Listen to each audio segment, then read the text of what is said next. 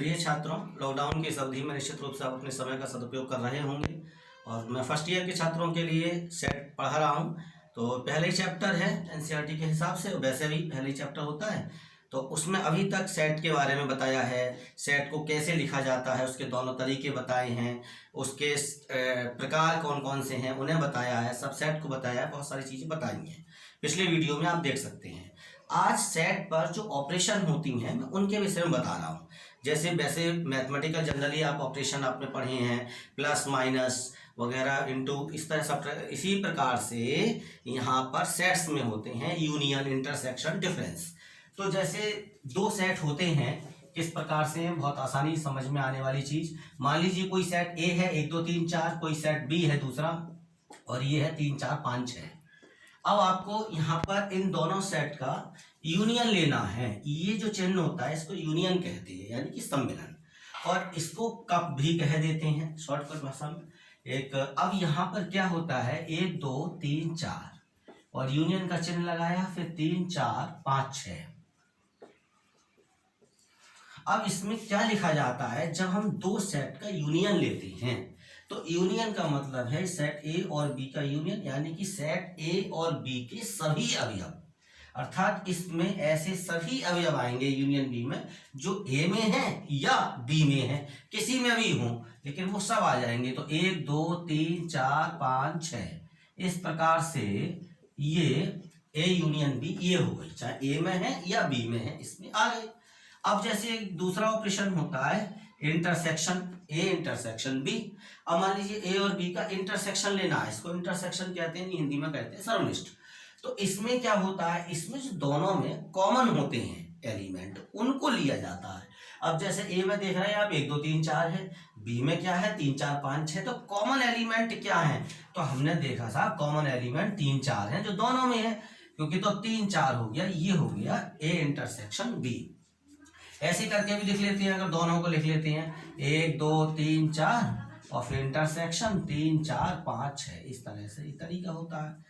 तो अब यहाँ पे दोनों में 3 4 दोनों में है, तो इसमें कॉमन आते हैं। ध्यान रखने की बात, यूनियन में सभी आ जाते हैं, ए के अवयव हो या बी के अवयव हो, और इसमें जो है इंटरसेक्शन में जो कॉमन होंगे वो आएंगे। अब यहाँ पर आप कॉमन देख पा रहे हैं कि 3 और 4 कॉमन है, क्योंकि 1 2 ए में है बी में नहीं है, 5 6 बी में है ए में नहीं है, तो ऐसे एलिमेंट जो दोनों में है वो इंटरसेक्शन में वो लिखे जाते हैं।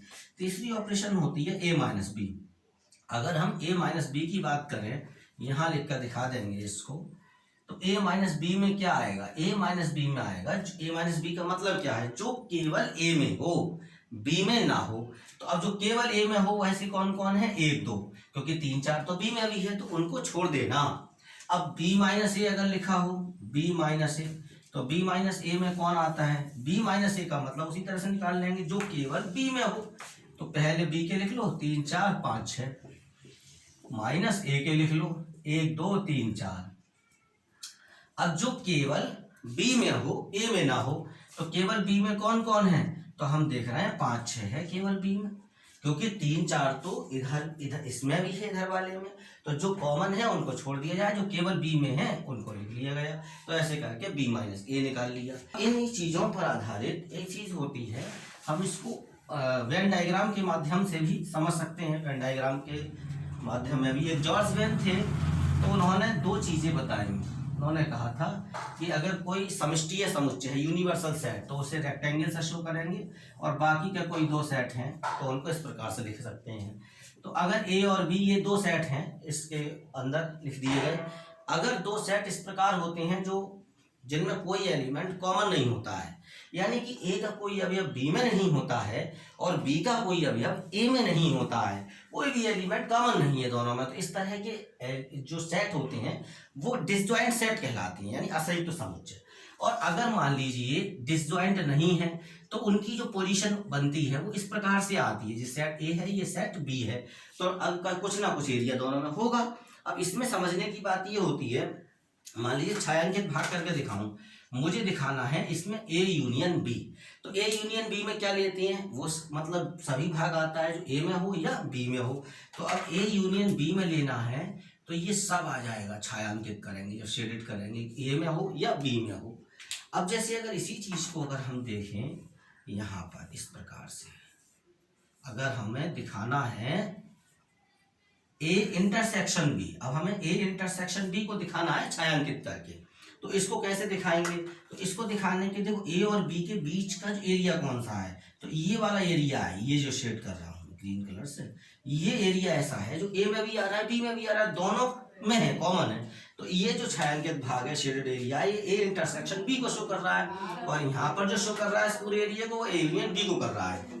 अगर हमें ये समझना हो कि अगर हम ये दिया है यू, ये ए है और बी है, मान लीजिए ए माइनस बी को शो करना हो, तो ए माइनस बी का मतलब क्या है? जो केवल ए में हो, बी में ना हो। अब जो केवल ए में हो, बी में ना हो, तो देखो केवल ए वाला भाग जो है ये, इसको शेड करेंगे, इसमें नहीं जाएंगे, जो कॉमन वाला पार्ट है ये केवल ए वाला पार्ट, ए माइनस बी हो गया। और इसी प्रकार से अगर हमें ये शो करना हो कि ये ए है और ये बी है, मान लो हमसे कहा गया बी माइनस ए को दिखाओ, तो बी माइनस ए को दिखाएंगे तो ये वाला भाग आ जाएगा, ये जो भाग है ये बी माइनस ए को शो कर रहा है। अब यहाँ पर दो सेट और हो जाते हैं, जैसे अगर हमें दिखाना हो, मान लीजिए ये यू है और जे है सेट ए, और ए डैश को शो करना हो मुझे कंप्लीमेंट ऑफ ए, तो ए डैश कैसे निकलता है? आपको याद होगा यू में से ए घटा देते हैं तो निकल जाता है। तो यहाँ पर ए को छोड़ के शेष भाग जो है, ये जो भाग है इसका, वो किसे शो करेगा? ए डैश को शो करेगा। तो इस प्रकार से ये ए डैश हो जाता है यहाँ। तो अब यहाँ पर ये आपने वेन डायग्राम को निकाल कर समझ लिया है, और अब एक्सरसाइज करते हैं तो और क्लियर हो जाएगा। अब देखिए ये पहला क्वेश्चन है 1.4 का, और इसमें अलग अलग 5 केस दिए हैं, सब में 2-2 सेट दिए हैं, और हर सेट में क्या कहा है? यूनियन निकलवाइए, सम्मिलन याद कीजिए। तो हमें सम्मिलन का चिन्ह याद है इस तरह से बनाना, एक्स यूनियन वाई, ये सम्मिलन का चिन्ह है, इसे ध्यान रखना है। अब यहाँ क्या करना, एक्स है 1 3 5, 1 3 5, यूनियन का चिन्ह बनाएंगे, और फिर 1 2 3। क्या बताया था यूनियन में? सभी अवयव आ जाने हैं, सारे एलिमेंट आ जाएंगे। 1 2 3 और 5, 1 2 3 5, देखो सारे अवयव आ गए, कोई ऐसा नहीं है जो इसमें ना आया हो। 1 2 3 5 सब आ गए, इस एक्स के भी आ गए और वाई के भी आ गए। और किसी भी एलिमेंट को 2 बार लिखना नहीं है, क्योंकि आपको ये तो पहले से ही पता है सेट में एलिमेंट 2 बार नहीं लिखा जाता है। अब जैसे दूसरा वाला है ए और बी, तो अब ए और बी का यूनियन देखते हैं। ए में है ए ई आई ओ यू और यूनियन, और बी में है ए बी सी। अब दोनों का यूनियन लेना है, तो कैसे लेना? देखिए ए B C E I O you, यानी कि ये सारे एलिमेंट सेट ए के भी और सेट बी के भी, तो सभी एलिमेंट आ गए। आप देख सकते हैं कोई भी एलिमेंट 2 बार नहीं लिखा गया है, कोई भी एलिमेंट छोड़ा नहीं गया है। तो इस प्रकार से अब हम तीसरा देखें। इसमें यहां पर इसको हमें थोड़ा सा समझना पड़ेगा। जैसे ये है A union B, X such that X एक प्राकृत संख्या है और 3 का गुणज है। तो अब प्राकृत संख्या कौन कौन सी होती है? 1 2 3 4 5 6 7 8 9 10 11 12 13 डॉट डॉट डॉट। अब 3 का गुणज लेनी है, इसमें से प्राकृत संख्या भी हो और 3 का गुणज भी हो। तो इसमें प्राकृत 3 का 3 6, गुणज का मतलब होता है कि 3 से विभाजित हो जाए, जो 3 से करती हो। 3 6 9 12 15 18 डॉट डॉट डॉट, ये 3 का गुणज हो गई। और यूनियन बी के साथ लेना है। बी के बारे में क्या बताया? एक्स सच दैट एक्स संख्या 6 से कम एक प्राकृत संख्या है। तो 6 से कम प्राकृत संख्याएं अब आपके ध्यान में आ गई होंगी, 1 2 3 4 5, ये 6 से कम प्राकृत संख्याएं होंगी। 0 तो नहीं होगी, 0 नहीं होती, 0 प्राकृत संख्या नहीं होती है। अब इन दोनों का यूनियन लेना है, तो 1 2 3 4 5, फिर 6 9 12 15 18 डॉट डॉट डॉट डॉट, ऐसे कर लो, फिर थोड़ा चलेंगे आगे। तो ये यूनियन हो गया। अब इसी में अगर हम इसका चौथा सवाल देखें, ए बराबर ये ए और बी दोनों का यूनियन लेना है। ए क्या है? देखो इसमें ये दिया है ए, एक्स सच दैट एक्स एक प्राकृत संख्या है, और एक्स के विषय में क्या बताया है? एक्स ग्रेटर देन 1 और less than equal to 6। X का मान 1 से बड़ा है और 6 के बराबर या 6 से छोटा है, और एक्स कैसी होनी चाहिए? प्राकृत संख्याएं हैं।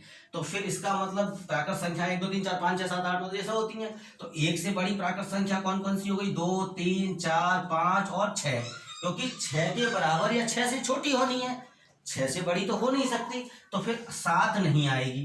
तो ये तो हो गई ए से। अब ये दूसरी दी है बी। बी में क्या दिया है? एक्स सच दैट एक्स एक प्राकृत संख्या है और x greater than 6 less than 10।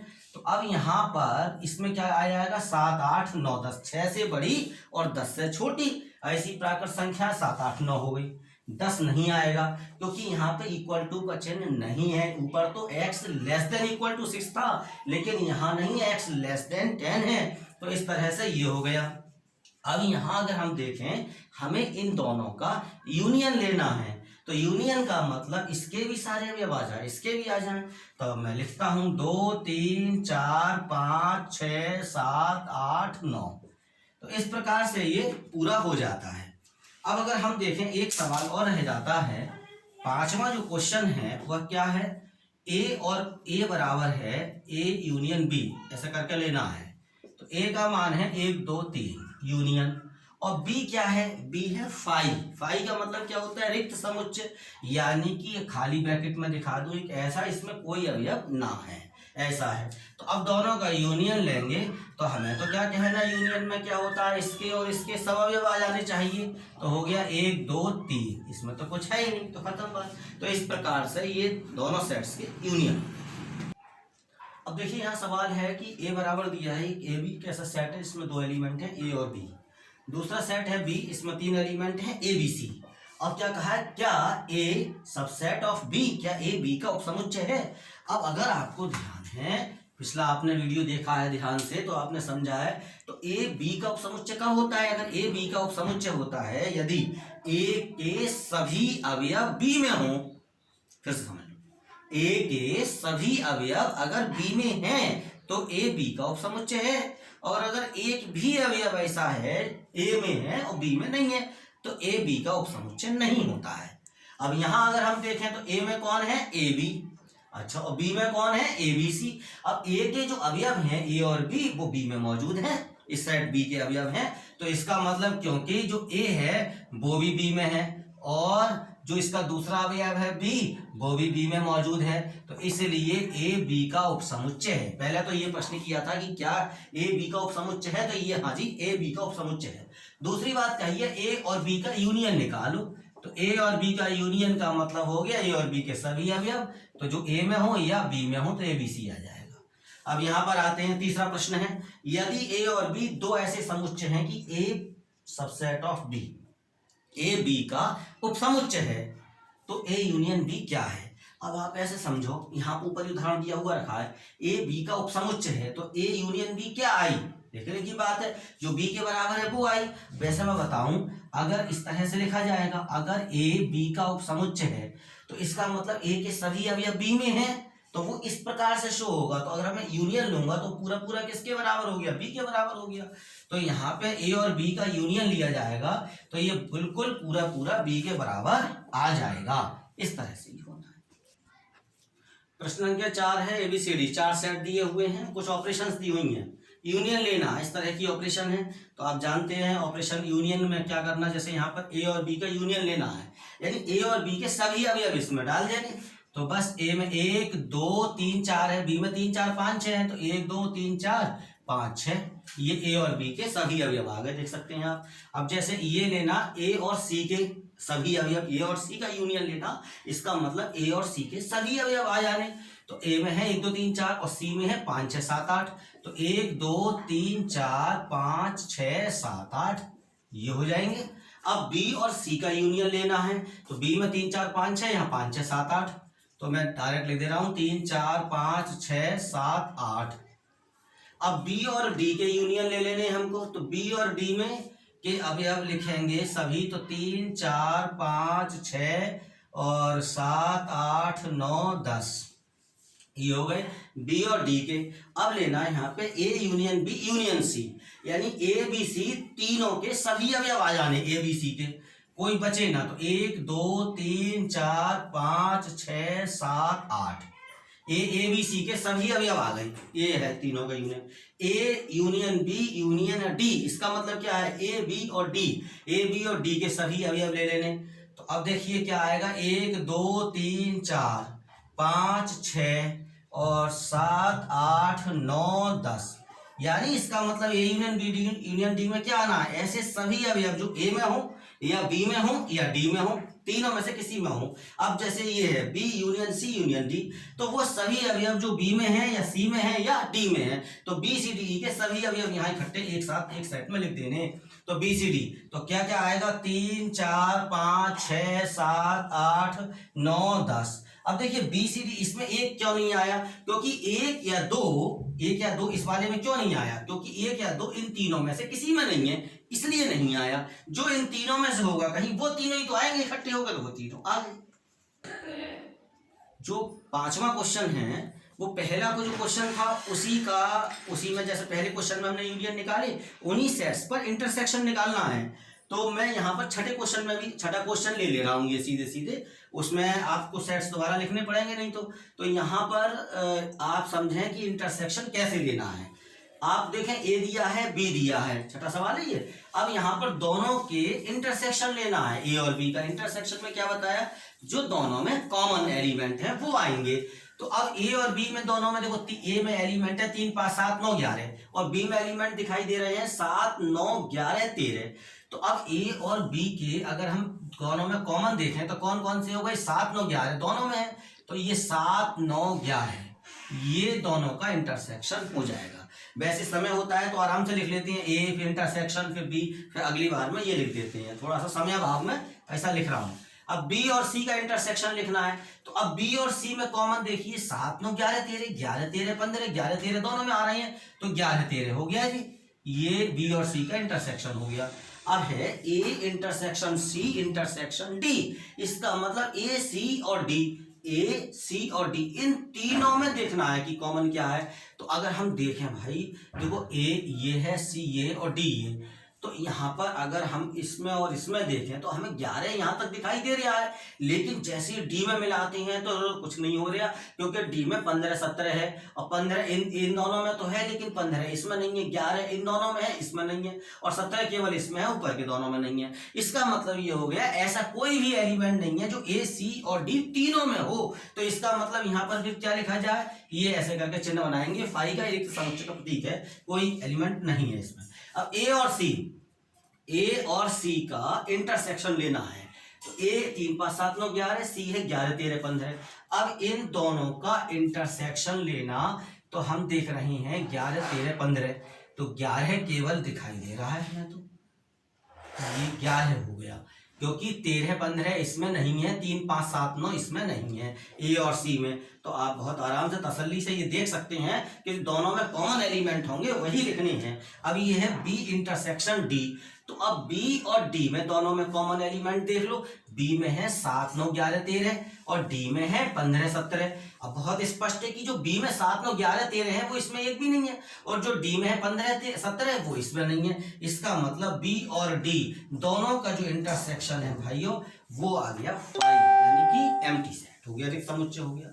अब ये है A intersection B union C, तो अब इसे दो हिस्सों में करना पड़ेगा। पहले सेट ए लिख लो आप, 3 5 7 9 11 और फिर इंटरसेक्शन का चिन्ह लगाओ। अब बी यूनियन सी, तो बी और सी का यूनियन लिख लें हम यहाँ पे, तो क्या हो जाएगा, अब यूनियन में क्या होते हैं, सभी अवयव आने हैं जो बी में हो या सी में हो। तो 7 9 11 13 15, 7 9 11 13 15 ये सभी अवयव आ गए। अब यहाँ क्या लेना, इन दोनों का इंटरसेक्शन लेना है। तो इंटरसेक्शन में क्या हो गया, देखो 7 9 11 ये बिल्कुल ये देख सकते हो आप, 7 9 11 स्पष्ट है कि ये 7 9 11 दोनों में है, 7 9 11 ये इधर भी 13 15 इधर है, इधर नहीं है, 3 5 इधर है, इधर नहीं है। ए और डी के बीच में इंटरसेक्शन लगा है, ए में है 3 5 7 9 11, डी में है 15 17, बिल्कुल साफ दिखाई दे रहा है साहब। जो ऊपर है 3 5 7 9 11 वो डी में नहीं है, जो डी में है 15 17 वो ए में नहीं है। इसका मतलब क्या हो गया, 5 दोनों में इंटरसेक्शन। छठे सवाल में 3 पार्ट और है इन्हीं सेट्स पर, लिखा है A intersection B union D. तो पहले मैं ए लिख लेता हूं यहाँ पे, 3 5 7 9 11 और फिर इंटरसेक्शन का चिन्ह लगाया, अब लिखा है बी यूनियन डी। तो बी और डी का यूनियन लेना है। बी में है 7 9 11 13, डी में 15 17, तो ये हो गए 7 9 11 13 15 और 17।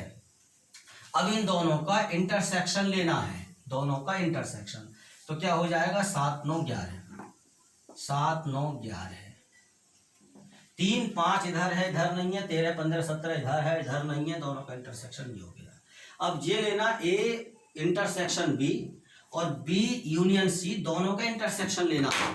तो हमें दो अलग अलग काम करने होंगे। पहले ए और बी का इंटरसेक्शन लेना, तो ए और बी का इंटरसेक्शन लेना यानी ए और बी में दोनों में कॉमन एलिमेंट लेने, तो हो गई 7 9 11, 7 9 11, ए और बी दोनों में कॉमन हो गई। ठीक, अब इंटरसेक्शन का चिन्ह लगाएंगे और बी और सी का यूनियन लेंगे, तो कौन कौन हो जाएंगे 7 9 11 13 15। देखिए 7 9 11 13 और 15, बी और सी का यूनियन हो गया। तो अब इन दोनों का इंटरसेक्शन क्या होगा, दोनों में कॉमन, इन दोनों समुच्चयों में कॉमन कौन हो गया 7 9 11, 7 9 11, ये कॉमन हो गया दोनों में।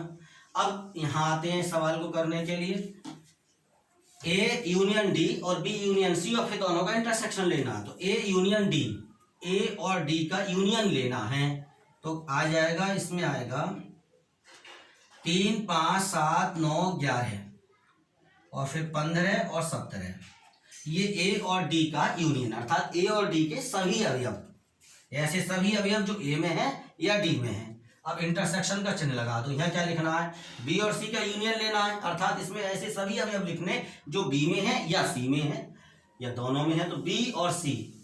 अब यहाँ पर 7 9 11 13 और 15, तो अब इन दोनों का इंटरसेक्शन लेना, तो इंटरसेक्शन में क्या लिखा जाता है, जो दोनों में हो। अब इन दोनों में, इसमें भी हो और इसमें भी हो, तो देखिए साहब, ये 7 9 11, 7 9 11 और 15, ये 4 एलिमेंट हैं जो दोनों में दिखाई दे रहे हैं, 7 9 11 15। तो इस प्रकार से ये छठा सवाल यहाँ पूरा होता है। अब देखिए 7वां प्रश्न है और इस प्रकार से दिया है कि 4 सेट दिए हैं। A X such that X एक प्राकृत संख्या है, B X such that X एक अभाज्य संख्या है, C X such that X एक विषम प्राकृत संख्या है, D X such that X एक अभाज्य संख्या है। कुछ ऑपरेशंस दी होंगी, इनको करना है। तो पहले हम थोड़ा सा आसानी के लिए, वैसे तो डायरेक्ट भी हो सकता है, लेकिन आसानी के लिए इस तरह से लिख देते हैं तो थोड़ा आसान दिखने लगेगा। अब एक एक्स सच दैट एक प्राकृत संख्या है। आपको बताया था समुच्चय लिखने की 2 विधियां होती हैं, एक समुच्चय निर्माण विधि होती है, दूसरी रोस्टर विधि होती है या तालिका विधि होती है। यहाँ पे ये जो गुण विधि या समुच्चय निर्माण रूप में लिखा हुआ है, इसको रोस्टर रूप में लिख लेते हैं। तो एक्स सच दैट एक्स एक प्राकृत संख्या है, तो कौन कौन सी हो गई, 1 2 3 4 5 6 7 8 9 10 11 डॉट डॉट डॉट डॉट ऐसे करके चलो, अनंत तक जा सकते हो। अब एक्स सच दैट एक्स एक अभाज्य संख्या है, तो अभाज्य संख्याएं कौन कौन सी होती हैं, 2 3 5 7 11 13 फिर 17 डॉट डॉट डॉट ऐसे करके ये अभाज्य संख्याएं हो गई। एक्स सच दैट एक्स एक प्राकृत संख्या है, तो आपको दिखेगा 1 3 5 7 9 11 13 डॉट डॉट डॉट डॉट, ये विषम प्राकृत संख्या हो गई। एक्स सच दैट एक्स एक, इसमें प्रिंट हो गया, एक मिनट किताब में देखना पड़ेगा। एक्स एक सम प्राकृत संख्या है, बी जो है वो यहाँ पर सम प्राकृत संख्या, और ए प्राकृत संख्या, बी सम प्राकृत संख्या और सी विषम प्राकृत संख्या और डी अभाज्य संख्या। ठीक है, तो यहाँ पर सम प्राकृत संख्या में फिर ये हो जाएगा 2 4 6 8 10 12 14 और डॉट डॉट डॉट। विषम प्राकृत संख्या ये हो गई। अभाज्य संख्याओं में 2 3 5 7 11 13 17 19 डॉट डॉट डॉट ऐसे करके होंगे। तो अब वही ऑपरेशन जो आपने पीछे पढ़े हैं वही ऑपरेशन करने हैं। जैसे ए और बी का मान लीजिए इंटरसेक्शन लेना है, तो अब इंटरसेक्शन का चिन्ह बना है, तो यानी ए और बी में जो दोनों में कॉमन है वो आ जाएंगे। अब ए ये है, बी ये है, तो अगर हम ये देखें तो एक बात बिल्कुल समझ में आ जाती है, माइंड सेट करो, एक सम, ये प्राकृत संख्याओं का समुच्चय है और ये सम प्राकृत संख्याओं का समुच्चय है। तो जितनी भी सम प्राकृत संख्याएं हैं वो सब प्राकृत संख्याओं में तो होंगी होंगी। तो दोनों में कॉमन क्या हुआ, सारी सम प्राकृत संख्याएं हो गई। तो सम प्राकृत संख्याएं जो है, जो पूरी की पूरी ये 2 4 6 8 10 12 14 ये सब इसमें मौजूद होंगी। तो इसलिए हम यहाँ पर कह सकते हैं कि जो ए और बी का जो इंटरसेक्शन होगा वो एक्चुअली बी के बराबर ही होगा, वो पूरा पूरा यही सेट हो जाएगा बी। अब जैसे ए और सी की बात आई, ए क्या है, प्राकृत संख्याएं, जीवन गिनती की दिख रही है 1 2 3 4 5। अब सी क्या है, विषम प्राकृत संख्याएं हैं। तो अब हम ए और सी का इंटरसेक्शन लेंगे, तो इंटरसेक्शन का मतलब होता है कॉमन। तो ये जितने भी एलिमेंट हैं ये सब इसमें तो मौजूद हैं, ये सब, ये एलिमेंट तो बिल्कुल कॉमन है। तो यहाँ पर क्या हो गया, दोनों का इंटरसेक्शन सी हो गया, ये पूरा सेट कॉमन हो जाएगा क्योंकि ये पूरा सेट मौजूद है यहाँ पर, इसमें हो जाएगा। ए और डी का इंटरसेक्शन, अब देखो जितनी भी अभाज्य संख्याएं हैं वो सब इसमें मौजूद है, तो इसलिए यहाँ पर क्या हो जाएगा, डी हो जाएगा इन दोनों के इंटरसेक्शन में। अब बी और सी के इंटरसेक्शन में क्या होगा, बी और सी, बी सम प्राकृत संख्याएं हैं 2 4 6 8 10 12 14 और सी विषम प्राकृत संख्याएं 1 3 5 7 9 11 13 है। दोनों में आप देखो, दोनों सेट में एक भी एलिमेंट कॉमन नहीं है। इसका मतलब क्या हो गया, यहाँ पर बी और सी का इंटरसेक्शन 5 होगा, अर्थात रिक्त समुच्चय। अब बी और डी में देखें तो इसमें सम प्राकृत संख्याएं हैं, बिल्कुल स्पष्ट दिख रही हैं, और डी क्या है, यहाँ पर अभाज्य संख्याएं 2 3 5 7 दिखाई दे रही। तो आपको पता है केवल एक एलिमेंट है 2 जो दोनों में है, इसमें भी है और इसमें भी है, बी और डी दोनों में, तो 2 आएगा केवल यहाँ पे। अब सी और डी में दिखाना है तो सी और डी दोनों का इंटरसेक्शन लेना है।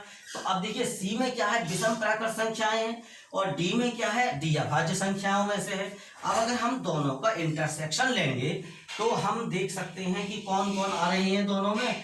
देखो एक उसमें है, इसमें नहीं है, दोनों का इंटरसेक्शन मतलब कॉमन 3 हो जाएगा कॉमन, 5 हो जाएगा, 7 हो जाएगा, 9 नहीं होगा, 11 हो जाएगा, 13 हो जाएगा, बाद बाकी सब हो जाएंगे। तो ऐसे करके ये वाले इस तरह से लिए जा सकते हैं।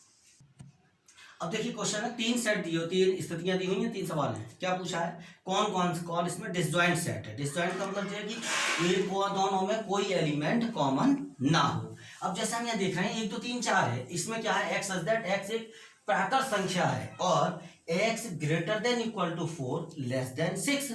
तो इसमें कौन कौन से एलिमेंट हो गए, अगर रोस्टर विधि में लिखोगे आप तो 4 आ जाएगा, 5 आ जाएगा और 6 आ जाएगा। अब आप देख सकते हो 4 ऐसा है कि दोनों में है, इधर भी है और 4 इधर भी है। आप ये देख रहे हैं कि 4 इधर भी है और 4 इधर भी है, तो फिर ये असंयुक्त नहीं है। असंयुक्त तब कहलाएंगे इसमें जो अवयव है वो कोई भी अवयव इसमें ना हो और इसका कोई अवयव इसमें ना हो। तो यहाँ तो दोनों में कॉमन हो गया। अब जैसे इसमें देखें ए ई आई ओ यू, अब यहाँ पर ई इसमें दिखाई दे रहा, ई इसमें, तो ये भी दोनों में ये हो गए, ये भी असंयुक्त नहीं है। अब तीसरी स्थिति है एक्स सच दैट एक्स एक सम पूर्णांक है, तो इसमें कौन आएगा, 2 आएगा, 4 आएगा, 6 8 10 सम संख्याएं जो 2 से कट जाए। विषम पूर्णांक कौन कौन होंगे, जो 2 से ना कटे। तो भाई सीधी सी बात है 1 3 5 7 9। अब बहुत स्पष्ट हो गया कि जो इसमें आएगा वो इसमें नहीं आएगा, जो इसमें है वो इसमें नहीं है, इसके अवयव बिल्कुल अलग अलग है, इसमें कुछ भी कॉमन नहीं है। तो ये दोनों सेट असंयुक्त हैं। प्रश्न संख्या 9 तक आ गए। 4 सेट दिए हुए हैं, कुछ ऑपरेशंस दी हुई हैं, यहाँ पर डिफरेंस वाली हैं, तो हम अर्थ समझ लें से a माइनस बी है। तो a माइनस बी का मतलब क्या है, यानी पीछे समझाया था मैंने जब वीडियो की स्टार्टिंग में ही, a माइनस बी का मतलब ऐसे अवयव जो केवल a में हो b में ना हो। तो ऐसे अवयव लिखने हैं हमें जो केवल a में हो b में हो ना हो। अब जैसे ये लिख लिया मैंने 3 6 9 12 15 18 और 21। अब इसमें से b वाले लिख लिए 4 8 12 16 20। डायरेक्ट भी कर सकते हैं और लिख भी सकते हैं 4 8 12 16 20। अब ऐसे अवयव देखो जो केवल a में हो b में ना हो। तो देखो 3 है, एक तो 3 इधर नहीं है, 6 है, 6 लिखा जा सकता है, 9 लिखा जा सकता है। अब 12 नहीं लिखा जाएगा, क्यों नहीं लिखा जाएगा, 12 इधर भी है इधर भी है, इसलिए 15 लिख लेंगे, हमारे आ जाएगा, इसमें 18 आ जाएगा और 21 भी आ जाएगा। तो केवल 12 को छोड़ेंगे क्योंकि 12 इधर कर रहा है। तो a माइनस बी का मतलब हो गया 3 6 9 15 18 और 21। इस प्रकार से a माइनस बी निकालना है। अब जैसे ये आया a माइनस सी, अगर a माइनस सी का मतलब है a में से c के अवयव घटा दो जो है। तो अब a माइनस सी अगर आप लिखोगे तो अगर आप ऐसे करके लिख लो, a में से c घटा दिया मान लो, तो देखो ए में से सोचते जाओ, जैसे ये दिखा है तो 3 लिख लेंगे क्योंकि इसमें नहीं है, 6 नहीं लिखेंगे क्योंकि यहाँ मौजूद है, 9 लिख लेंगे क्योंकि इसमें नहीं है, और इसी प्रकार से 12 नहीं लिखेंगे क्योंकि यहाँ मौजूद है, 15 लिख लिया जाएगा, और फिर 18 लिख लिया जाएगा, और 21 भी लिख लिया जाएगा। तो इस तरह से ये ए माइनस सी आ जाएगा। उसी प्रकार से जैसे ये लिखे हैं आप लिख सकते हैं, और इसी तरीके से जो और डिफरेंसेस के सवाल हैं वो करके देखें। अगला सवाल है 10वां सवाल है, एक्स और वाई दिए हैं और ये 3 ऑपरेशंस करनी है, एक्स माइनस वाई। तो एक्स में लिख लिया ए बी सी डी हम लिख लेंगे, माइनस, और वाई के लिख लें एफ बी और डी और जी।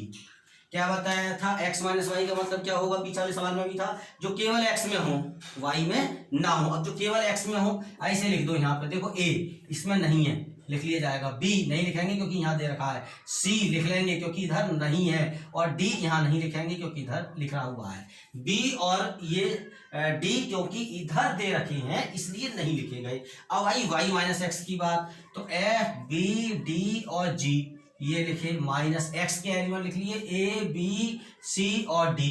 तो अब ऐसे ही करके इसमें से जो अवयव इधर है उन्हें छोड़ दो, जो अवयव इधर में लिखे हैं उन्हें छोड़ दो, इसमें से शेष लिख दो। तो देखो एफ उधर नहीं लिखा है, एफ लिख लिया जाएगा, बी नहीं लिखा जाएगा क्योंकि उधर घटा देना है हमें, डी क्या करना है, डी भी घटा देना है, और जी बच जाएगा। अब हमें एक्स और वाई का इंटरसेक्शन लेना है। तो एक्स और वाई का इंटरसेक्शन का मतलब क्या हुआ, जो दोनों में कॉमन है, दोनों में कॉमन कौन कौन दिखाई दे रहा है, बी और डी। तो बी दोनों में है और डी दोनों में है, तो डायरेक्ट मैंने लिख दिया है कि बी और डी है, क्योंकि बाकी जैसे ए है और सी है वो एक्स में है वाई में नहीं है, एफ और जी वाई में है एक्स में नहीं है। तो इस प्रकार 10वां सवाल हो। अंतिम 2 प्रश्न है, 11वां प्रश्न देखते हैं। पहले आर वास्तविक संख्याओं का समुच्चय है और कहा है क्यू परिमेय संख्याओं का समुच्चय है। तो आर माइनस क्यू क्या होगा, देखिए आप जानते हो कि जो वास्तविक संख्याएं होती हैं उसमें सब परिमेय भी होती हैं और अपरिमेय भी होती हैं। तो अगर हम r में से q घटा देंगे, यानी वास्तविक संख्याओं के समुच्चय में से समझ लो परिमेय संख्याओं को घटा दिया जाए, इन्हें छोड़ दिया जाए, तो वास्तव में क्या बचेगा, अपरिमेय। तो ये जो बचेगा वो बचेगा अपरिमेय संख्याओं का समुच्चय, अपरिमेय संख्याओं का समुच्चय बचेगा। एक तो चीज ये हो गई। दूसरी बात, बताइए कि निम्नलिखित कथनों में से प्रत्येक सत्य है या असत्य। अब इसमें देखते हैं, ये और ये दोनों असंयुक्त समुच्चय होंगे अगर इन दोनों में कोई एलिमेंट कॉमन ना हो। लेकिन हम देख रहे हैं कि जो 3 है वो इधर भी है और इधर भी है, तो फिर ये असंयुक्त समुच्चय नहीं है। इसका मतलब ये हो गया, ये कथन कैसा हो गया, असत्य हो गया। मैंने असत्य ना लिख के क्रॉस